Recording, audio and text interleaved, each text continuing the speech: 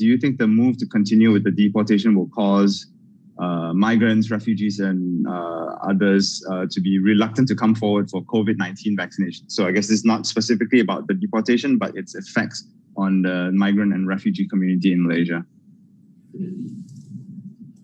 If you were at risk of being arrested and detained when you went to seek medical treatment or get vaccinated, would you seek medical treatment and get vaccinated?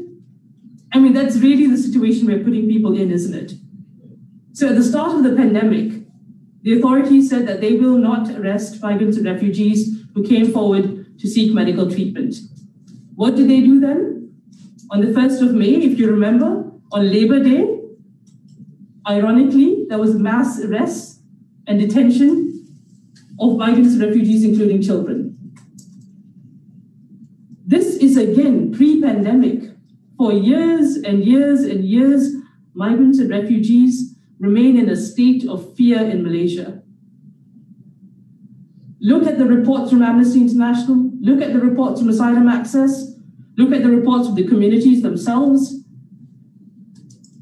This has been reiterated, and when we talk about fear, we talk about people who are afraid to leave their homes, afraid to work, but they have to because how else will they survive? We talk about the trauma of being detained. Amnesty recently quoted a refugee who was detained as a child, and he said, 9 days in detention can very well feel like 9 years.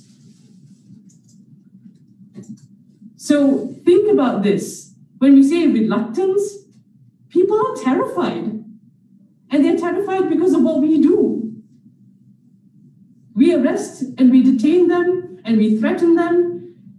And when Amnesty says that detention cannot be used as a form of immigration control, that's what we mean.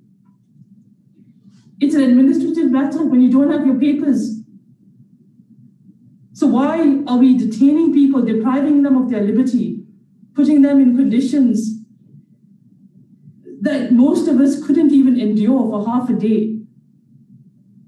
And here we're hearing that there are people, asylum seekers, who should be afforded even more protections. And they've been detained for at least 1.5 years, probably more, because the UNHCR has been denied access for that long.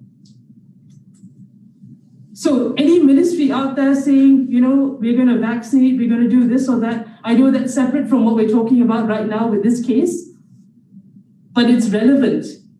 We have to stop this detention. We have to stop these arrests. Forefront human rights.